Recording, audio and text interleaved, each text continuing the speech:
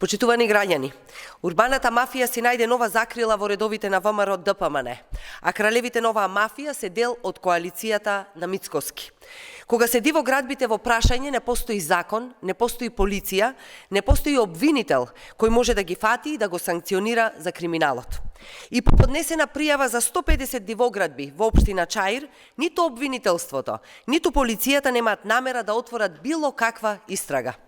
До овој момент, иако на очиглед на јавноста беа доставени сите докази за дивоградбите, ВМРО ДПМН е почитувани, се обидува да ги сокрие и да ги амнестира од одговорност подобните од влен. Прашуваме зошто? Каква корист има Мицкоски од ова?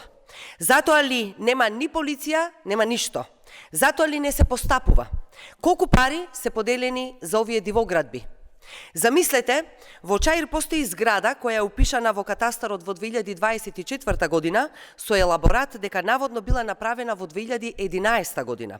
Катастарот истовремено има и снимка од терен, одвршено мерење на парцела, каде се гледа дека на тоа место во 2013 година има барака. Прашуваме, зема ли Мицкоски пари или други во врвот на власта за оваа дивоградба?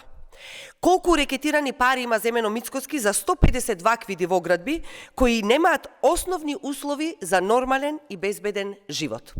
Ако не одговори Мицкоски, одговорите ќе ги обелодениме ние. Ви благодарам.